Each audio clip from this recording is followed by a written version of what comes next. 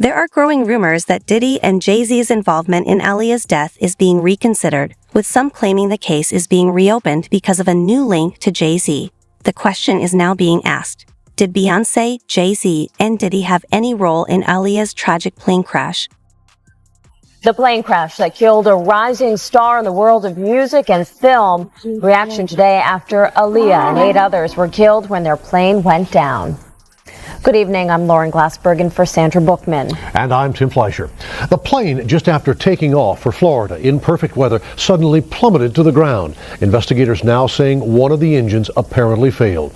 Along with 8 passengers, Aaliyah, a young Brooklyn native and a talented singer and actress. Jeff Rosten is live in Times Square with more on her life. Jeff. And Aaliyah had a huge following not only here in New York City, but nationwide. Only 22 years old, this pop sensation was a popular singer. She was an actress in some movies recently, even a Grammy nominee. Tonight, her family is in mourning. Fans asking, why her?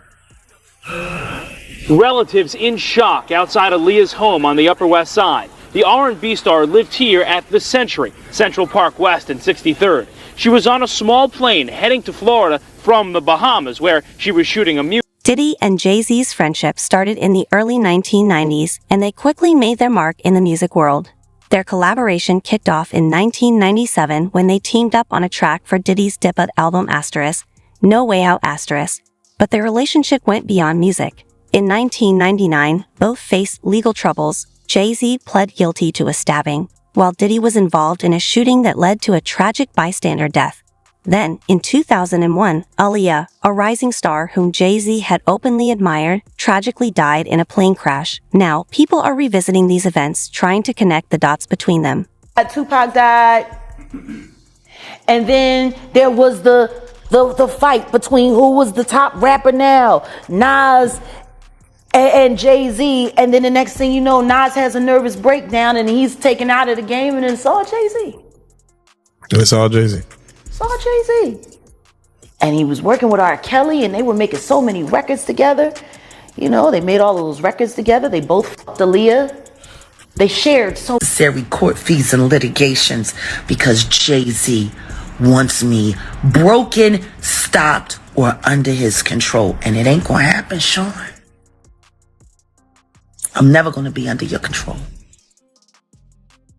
Never. You need to learn how to control your wife and her friends and their mouths. Because you got Beyonce and the Beehive looking real fucking dumb right now.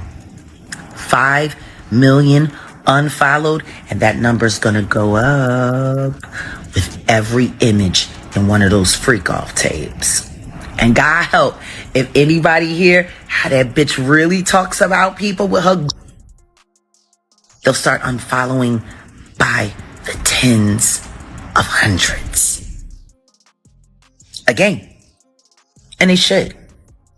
Because the truth is, the only reason they were following was because of the witchcraft and the spells that were being pushed out through the media. Y'all ain't fans because y'all really love them and y'all really think they're the best. You're fans because you fell for the hype. And they are hypes. I know I can sing. I've been able to do that my whole life. And they've been trying to stop me my whole career. Because see, unlike Beyonce, I'm not willing to hurt people to get famous. See, that's the part of the story that they're not telling y'all. That the more terrible you are, R. Kelly, who is now a convicted criminal, was reportedly connected to Aaliyah, and Jay-Z was also said to have shown interest in her. Aaliyah was one of the most talented artists of her time, achieving double platinum status with her second album at just 16 years old. Tragically, just 2 months after releasing her third album, Aaliyah died in a plane crash while returning from the Bahamas under suspicious circumstances. Reports suggested her toxicology report indicated she may have been drugged before boarding the plane, and there were allegations that the aircraft had technical issues before the flight. Around the time of her death, rumors circulated about Aaliyah and Jay-Z being close. alleged that Jay-Z is involved in the trafficking with Diddy. She explains that Jay-Z is directly involved or he has aided and abetted Diddy doing this over the years. And we know Jag just took the internet by storm by explaining that Jay-Z actually did this to Rihanna when she was 16 years old and he signed her to Def Jam. And I mean, everyone has been talking about this. Where is Jay-Z now that all this has happened to Diddy? Because before this, they were the best of friends. You would always see them together. And I mean, even 50 Cent is calling this out. And Jag has said for the longest, once all this information about Diddy comes out, Jay-Z will be next because you can't keep everything concealed like you think you can. And the cookies are crumbling all around them because now the Dream has been sued for the same exact things that Diddy has. And when you read this lawsuit, some of the things being alleged in this lawsuit against the Dream are so similar to the lawsuits with Diddy. And the Dream has worked for Jay-Z and his artists like Beyonce and Rihanna for years. The Dream actually wrote a lot of songs for Beyonce's Renaissance album, and in 2020 he actually won a Grammy for this. And Jag explained now what we need to do is get all these other victims to actually come forward and explain things that happened to them, because if not, they're going to end up going. Sean Carter is responsible for enacting Hype Williams to put Aaliyah on a faulty plane to move her out the way as punishment for rejecting him, and so he could level up Beyonce, who was struggling. Let's just say allegedly that happened. Now I want you to think about 106th and Park with Mary J. Blige. Free, who is a victim of Sean Carter. Yeah. Mary J. Blige, who is a victim of Sean Combs, are sitting there talking about the death of Aaliyah amongst each other. Think about that. You got a Diddy victim, you got a Jay-Z victim, and you got a superstar gone. They know what happened. And yet, they had to sit there and have that conversation like they didn't know who did it. Jaguar Wright, who worked with Jay-Z during this time, has claimed that those close to Jay-Z and Beyonce were aware of rumors linking Jay-Z to Aaliyah's tragic death. According to Wright, there was tension because Aaliyah's rising success was seen as a potential threat to others in the industry, and Jay-Z was reportedly upset over personal rejections. Because for 4 years, I've been screaming, not just Diddy, but Diddy and Jay-Z are monsters. And the victim-making machine kept going on. Jay-Z has been notable by his silence since these charges were brought against Diddy. Why do you think that is? Because that's what he does. He starts little fires everywhere, forces everyone involved to go and carry water while he sneaks away without a response. That changes now, Sean. You must respond. You have no choice. Harvey Weinstein, Jeffrey Epstein, Robert Kelly, Sean Combs have one person in common, professionally and privately. Sean Carter. This has been a fist of tyranny that has been punching through our culture and our society for decades. It must stop. There's been obviously a lot of cruelty-free artistry. Right, there's been a lot of rumor mill about what has happened in the rap world. A lot of allegations that the misogyny in the lyrics clearly was based on a general misogyny towards women away from the music. And that clearly seems to have been borne out by these charges against Diddy, which if he's found guilty of all this, he's never coming out of prison. How dangerous do you think? Thank God. How dangerous do you think he is as a person? I think he's one of the most dangerous people I've ever met. A lot of people have been questioning, well, she doesn't really know him. She has no knowledge of him. She doesn't have a picture with him. I'm smarter than Claudia Jordan. I would never take a picture with the devil. Everyone knew he was the devil. He's been the devil for 30 years. He's been covered and protected by not only Clive Davis, but Lucian Grange. He was selected to be the demon that he is, to keep the culture in line so the industry could continue to rape it for all of its precious jewels.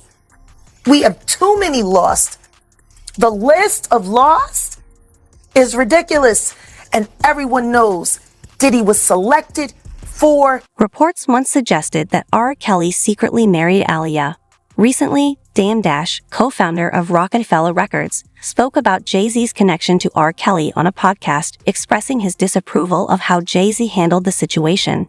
Dame Dash revealed that he distanced himself from Jay-Z because of his involvement with Aaliyah and his ongoing association with R. Kelly. Any opinion on the R. Kelly situation? Do you think he got railroaded, or he's where he belongs? Yeah, I think he's where he belongs. I mean, I know Aaliyah, so I know what he did. I can't be objective about that. Okay. You know what I'm saying? But yeah, he definitely seemed like he needed some help. You ever have beef with R. Kelly while you was with Aaliyah? Did you ever hang on to no shit or get weird or? Nah, she had asked me to leave it alone completely. So she never really wanted to tell me. There was like things I'd be like, yo, you know, she just was just leave it alone. She just wanted it left alone.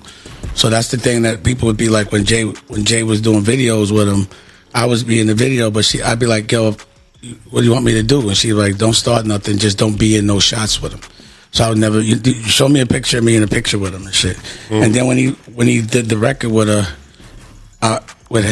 Jay, that's why I was that was almost like one of the things where I was just like, he's out of here, Jay. I just let it go because I couldn't believe he did a project with her, with R. Kelly, knowing that he had my girl. Dame Dash claimed that many in the industry were interested in Aaliyah, and when she chose to be with him instead of Jay-Z, it created tension. He also revealed that the plane Aaliyah was originally supposed to board was taken by someone else, which left her feeling uneasy about the aircraft she ultimately flew on. Dame has been speaking out about these issues for over a decade, and at the time, his concerns were largely ignored. It was Aaliyah when I saw her. I was like, who the f*** is that? She just looked mad good. That you know that picture that everybody puts up and it's like a Puff's party and we're all on the bed and all that other shit, pause. But like the big pictures, that's the night that we made it happen. So that's where I left, and that's where my life changed dramatically. Yeah, that day, that's when it happened. I was, like I said, me and homeboy was both getting at her. It was like one of us is gonna win, and I won. So Jay, he was trying to get at her too. Yeah, everybody knows that. He was going hard. It was Aaliyah. Everybody was going at Aaliyah. That's why it hurt so much when I was the one that got to get with her. But I wasn't even thinking I was gonna fall in love. But she just was too ill. She's too cool. Was he feeling the type of way when you made it official with her? Yeah, but I didn't want to do that to him, bro. Obviously, you see you see what happened. You know what I'm saying? So, yeah, I would say so. His friends get with him. Right. So what I do want to ask you about Aaliyah, what was the situation with Hype Williams where, he took her plane and she had to take the plane that he was using? Like, what happened with that? No. She was in Miami and the video was supposed to be in Miami. And I had told her, I was like, Hype does this thing where he'll act like he needs more days just so he can get paid more. And don't let him do that. And then, all of a sudden she comes back and was like, he wants to go to the Bahamas. I was like, I told you he was going to do that. And what I had heard was that, what I was told was she was supposed to be on Lenny Kravitz's jet, but he offered it to her. And you could ask Lenny Kravitz, I guess. And Hype took it and had her on that plane. Yeah, they should. I mean, she'll still be here. If she was on the plane she was supposed to be on. I said a lot of things years ago, and they all realized themselves later. But the things that I found appalling for some reason 10 years ago, no one found them appalling when they were happening. It took for everyone to get busted for people to find it appalling. But no one ever says when they don't have to, because nobody really gives a I've seen that firsthand. But once it becomes popular opinion, that's when everybody's appalled. You know, that's when they pay attention. That's when Dame was right again. But wrong in the moment, overreacting in the moment, but 10 years later, I was dead right. It's, again, another behavior pattern, a human trait that I don't even judge people for. Industry insiders, including 50 Cent, have long questioned the actions of Jay-Z and Diddy. In a recent interview about his upcoming docuseries Diddy Do It 50 Cent mentioned that he's always found Jay-Z's silence about Diddy suspicious.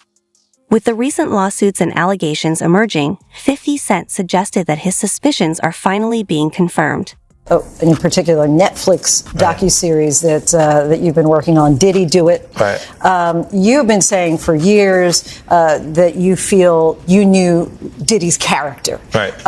Yet you said you weren't a part of that lifestyle. You weren't going to the parties. So what makes you so absolutely sure that these kinds of allegations that we've seen against him are true? Well, I'm surprised by the allegations, as surprised as everyone else is. Like, I didn't make the allegations. I didn't tell people to say these things. It comes out, I see it in the news like everyone else. But I did feel uncomfortable with the way you would present the idea of going to these projects. To come party with me. Yeah. And then that swayed me away from it. Just that alone.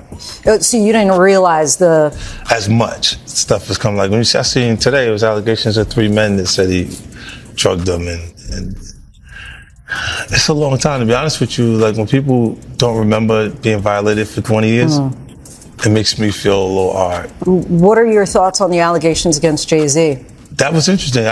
When I was saying things, not knowing exactly what I was saying, but I was going with, like, where's Jay at? He's mad quiet. Like while the Puffy thing was going on. But it's obvious now that his team was being made aware that he was in those allegations also. You know, so I hope it works out, because with his family, the things that go on internally is that those actors. On December 9th, a civil lawsuit was filed by attorney Tony Busby against rappers Sean Jay-Z Carter and Sean Diddy Combs, accusing them of being involved in an incident with a 13-year-old girl identified as Jane Doe. The claimant, who is on the autism spectrum and is now a mother of 2, alleges the incident took place at an afterparty following the MTV Video Music Awards in New York City. She has expressed her willingness to provide further evidence and cooperate with the ongoing investigation. About Jay-Z, the artist, the businessman. Well, the complaint begins. Defendant Sean Combs, along with his longtime friend and collaborator, Sean Carter, drugged and raped a 13-year-old girl at an after-party following the 2000 Video Music Awards. Another celebrity stood by and watched as Combs and Carter took turns assaulting the minor. Many others were present at the after-party but did nothing to stop the assault. Combs had been allowed for years to conduct himself in this manner without any consequences. He believes he is above the law. He is not. His close friend Sean Carter has been with Combs during many such instances described herein.